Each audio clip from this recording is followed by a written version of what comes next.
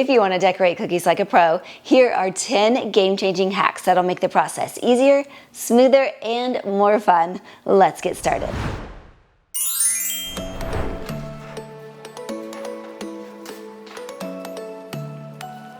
Alright, so you've just mixed up a batch of fresh cookie dough, and the recipe says to roll it into a disc, wrap it up in plastic wrap, and chill it. But that does not work for me because when I take it out of the refrigerator, it's like a rock, and I do not have the strength to roll it out. Instead, while the dough is soft and manageable, roll it between 2 sheets of parchment paper right away. Then pop it into the refrigerator to chill.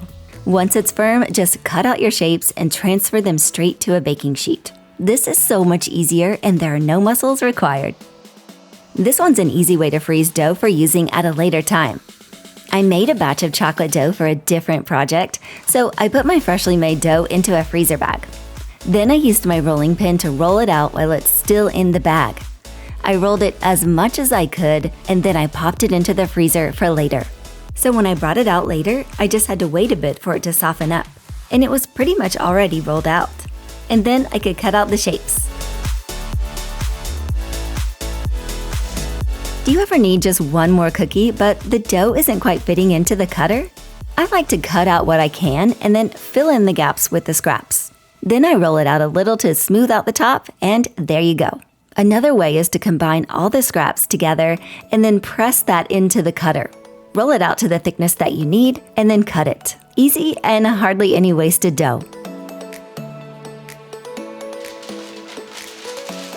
This is one of my favorite hacks, and it works best with a chunkier type of stamp like these 3D printed ones. I tried taking apart some of these plunger type of cutters to see if that would work for this hack, but actually the stamp worked okay, but getting the dough out of the cutter was a little bit too difficult, so just so you know. Stamping designs into cookie dough sometimes leaves a super deep impression, which makes decorating tricky because the surface isn't smooth. Here's a fix. Lightly tap your stamp into some dark cocoa powder. Not too much though. Then gently press it into your chilled dough without actually indenting it too much. Next, use the cutter to cut out the shape, and then pull off the stamp. For me, this works best when the cookie dough is out of the fridge for a few minutes so the top starts getting a little bit tacky. Once baked, you'll then have a perfect guide for decorating. Some commenters were telling me that they'd actually just leave it with the cocoa powder design and that's it. These ones are for a birthday party, so I'm gonna decorate them, but I love that idea too.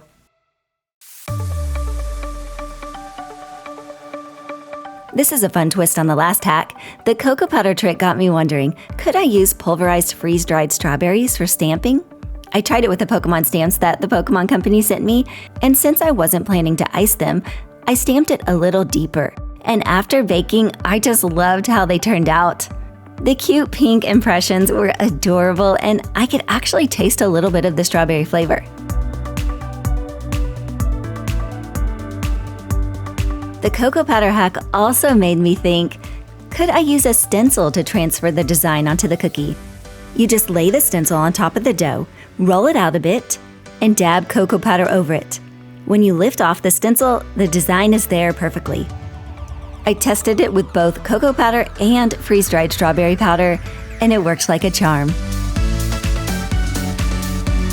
Royal icing craters are the worst.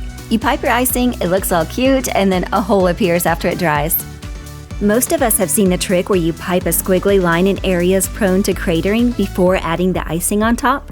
But there's a new trick where you poke holes in your base layer of icing. And by the way, the icing was crusted, but not completely dry. And then pipe your icing on top and it will stay nice and puffy.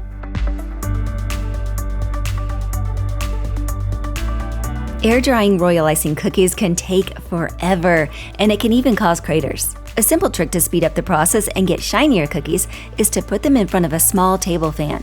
This tremendously speeds up the drying time. When I first heard this tip, I thought they meant to use a regular size fan. So I had this big fan blowing on my cookies and the house would be freezing. So don't do that, just get a small table fan just like this. Sometimes cookies spread a little too much while baking and those crisp edges you wanted are gone, but there's a fix. Grab a microplane and gently shave down the edges until they're nice and sharp. You can even do this after decorating with royal icing. Just make sure it's completely dry. Also, this works best on white icing, as it can leave slight marks on colored icing. I think this little touch-up makes decorated cookies look so professional. My next hack is how to add fur texture to a cookie, which instantly gives it a professional look. Just pipe some royal icing onto the cookie and use a brush to dab it. This creates the fur-like texture. You can also experiment with different consistencies. The thinner the icing, the less visible the fur effect. When I decorate cookies to give as gifts, I like to package them up in cellophane bags. The problem is that the cookies can stick to the cellophane bags, especially if there's edible marker on the cookies. To fix this, lightly dust the surface of your cookies with cornstarch before bagging them. Some people even let the cornstarch sit for a few minutes and then dust it off.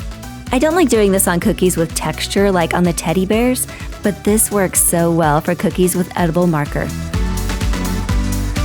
Thank you so much for watching my Cookie Hacks video. If you have made it this far, I truly appreciate it. Have you tried any of these hacks, or do you have a trick you want to share with me? Let me know in the comments. Bye, everybody.